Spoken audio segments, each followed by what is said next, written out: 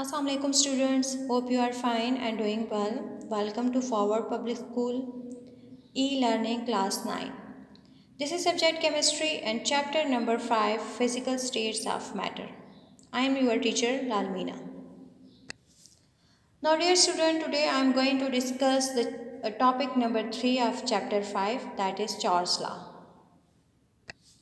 Dear students, take out your books and pencils and open page number 129.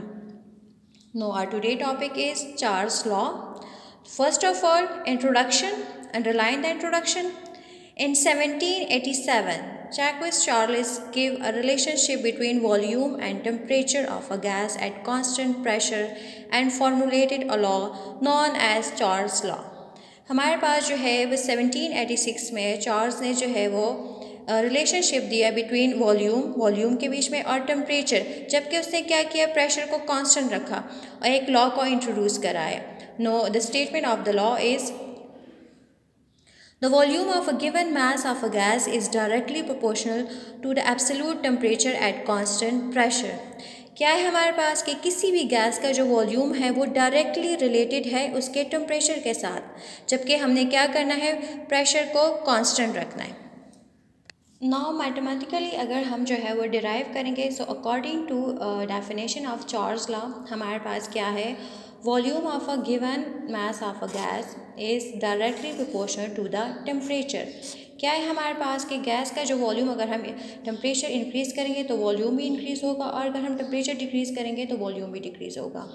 As you know, जब भी हम proportionality sign हटाते हैं तो हम कांस्टेंट को इंट्रोड्यूस कराते हैं, and that constant is Kc, which is the constant for Charles law which is equal to temperature. So हमारे पास इक्वेशन को अगर हम जो है रीअरेंज करेंगे तो हमारे पास जो है वो चार्ल्स लॉ जो है वो इक्वल होगा V divide by T is equal to Kc, but at constant क्या होगा, हमारे पास जो है वो कांस्टेंट प्रेशर हमने जो है वो कांस्टेंट रखना है. So this is the equation for the Charles law at constant pressure. Know when there occur change in the volume and temperature, अगर हमारे पास जो है वो चेंज आता है वॉल्यूम में एंड टेम्परेचर में, तो तब हमारे पास इक्वेशन क्या होता है. सो हमारे पास क्या होता है, V1 divide by T1 which is equal to V2 divide by T2 जो further equal to Charles law constant. इसका मतलब ये है कि अगर हमारे पास जो है हम टेम्परेचर T1 से T2 की तरफ लेकर जाते हैं तो सेम हमारे पास जो है वॉल्यूम में भी चेंज आएगा and volume convert from V1 to V2. Know T1 is initial temperature. इसी तरह हमारे पास जो है वो T2 दैट इज़ फाइनल, जो कि चेंज हमारे पास आया है, फाइनल टेम्परेचर. सेम हमारे पास क्या होगा फॉर वॉल्यूम, V1 इज़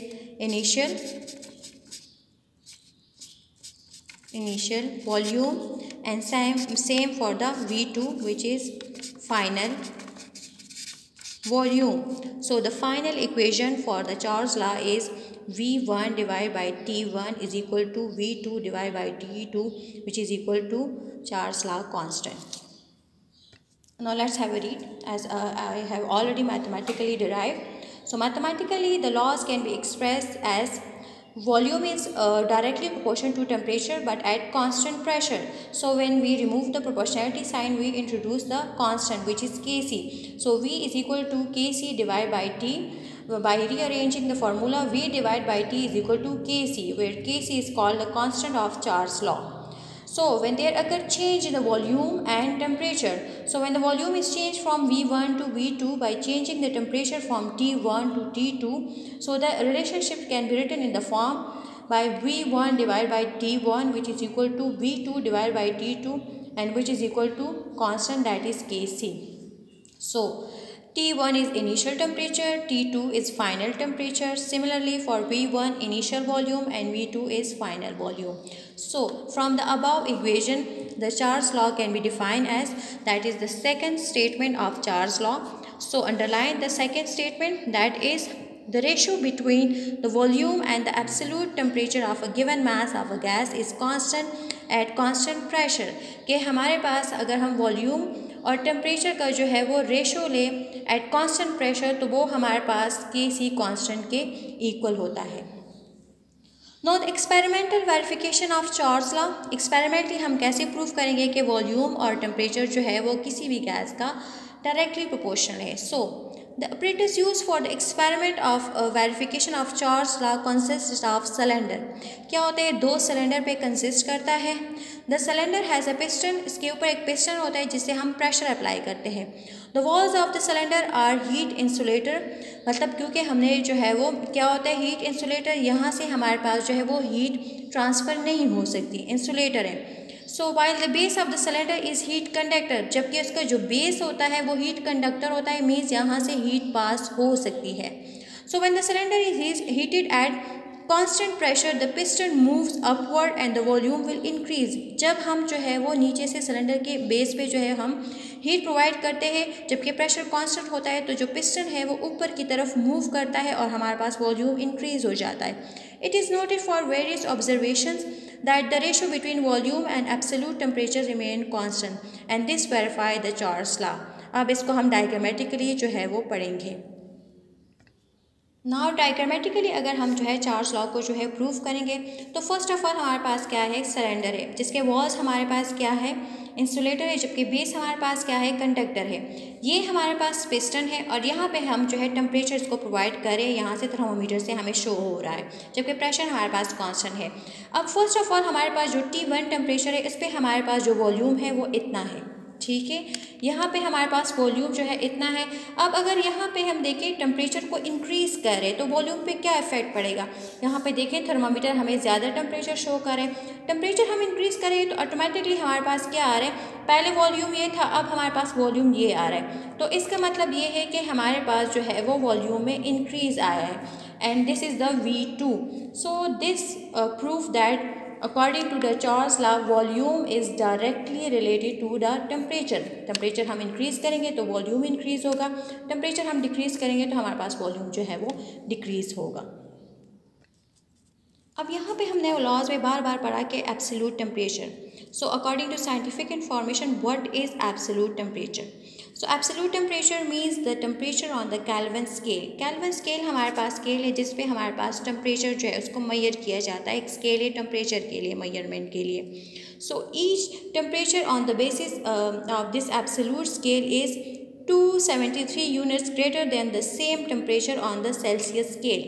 अब अगर हमारे पास जो दूसरा स्केल है दैट इज सेंटीग्रेड या सेल्सियस स्केल, उस पर जो हमारे पास टेम्परेचर होता है तो अगर उसको हम केल्विन में कन्वर्ट करेंगे तो उसमें हमने 273 को प्लस करना है, क्योंकि जो भी हमारे पास सेल्सियस स्केल पे होता है वो एब्सोल्यूट टेम्परेचर में जो है उस पर 273 पॉइंट जो है वो यूनिट्स ग्रेटर होते हैं। फॉर एग्जाम्पल हमारे पास K which is for kelvin scale is equal two degree centigrade plus 273।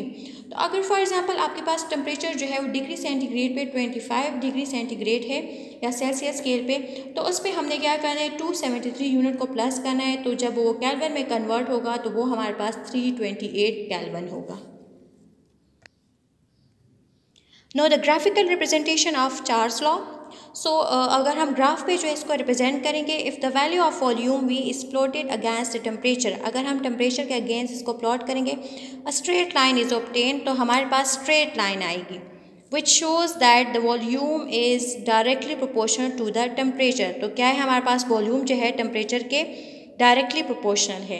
इसी तरह आप जो है वो ग्राफ में शो जो है वो आपको शो किया गया है। अगर फॉर एग्जांपल एक्स एक्सिस पे हम टेम्परेचर को जो है वो शो करें एंड वाई एक्सिस पे हम वॉल्यूम को शो करें, तो अगर हम जो है वो टेम्परेचर को इंक्रीज़ करेंगे तो ऑटोमेटिकली हमारे पास जो है वो वॉल्यूम भी इंक्रीज़ हो रहा है।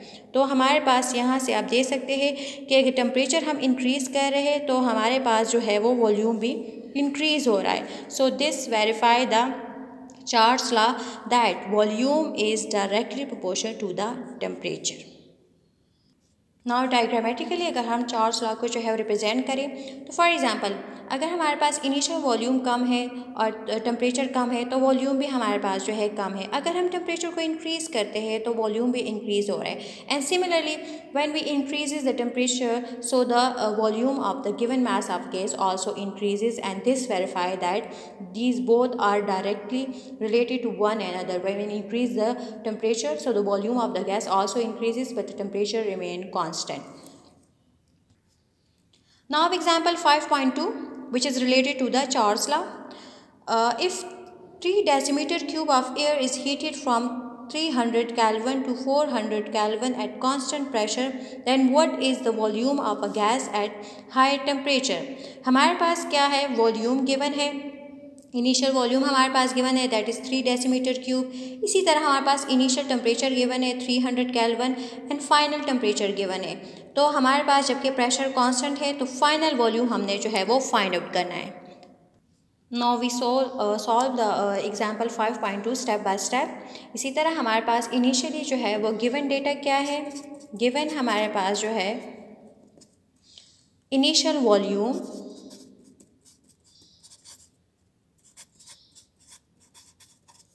दैट इज़ V1 और कितना है हमारे पास, दैट इज़ 3 डेसीमीटर क्यूब। इसी तरह हमारे पास जो है वो इनिशियल टेम्परेचर गिवन है T1 which is on Kelvin scale, that is 300 Kelvin. Similarly final हमारे पास टेम्परेचर गिवन है which is T2 and that is 400 Kelvin. Now required data हमारे पास क्या है, हमने फाइंड आउट क्या करना है। रिक्वायर्ड हमारे पास है दैट इज फाइनल, जो हमारे पास क्या है, फाइनल वॉल्यूम हमने जो है वो फाइंड आउट करना है that is V2. Know formula according to the Charles law हमारे पास फॉर्मूला क्या है, that is V1 divide by T1 which is equal to V2 divide by T2। ना हमने क्योंकि फाइंड आउट करना है V2 को तो हम रीअरेंज करेंगे फॉर्मूले को। सो V2 को इस साइड पे लेकर आएंगे, V1 डिवाइड बाई T1, यहाँ पे ये डिवाइड हो रहा है तो यहाँ पे आके हमारे जो यहाँ पे डिवाइड हो रहा है तो यहाँ पे आके हमारे पास क्या होगा, ये मल्टीप्लाई होगा इनटू T2। नाउ सॉल्यूशन,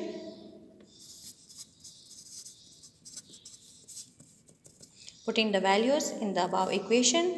सो हमारे पास V2 is equal to V1 हमारे पास क्या है 3 decimetre cube divide by T1 that is 300 kelvin multiply T2 which is 400 kelvin. हमारे पास क्या होगा, यहाँ से जो है वो केल्विन साइन है, इन दोनों को जो है हम जब 0 से कट जाएंगे, V2 3 into 4, 3 4s are 12 decimetre cube divide by 3, तो 3 divide by 12, so 3 4s are 12। तो हमारे पास जो फाइनल वॉल्यूम आएगा that is 4 decimetre cube. So हमारे पास जो फाइनल रिज़ल्ट है दैट इज़ फाइनल वॉल्यूम है हमारे पास विच इज़ V2 और वैल्यू हमारे पास क्या आएगी, that is 4 decimetre cube. So हमारे पास जो आंसर है that is 4 decimetre cube. So dear student, this is the end of topic number 3. Inshallah we will come back with another topic. Thank you. Stay home, stay safe.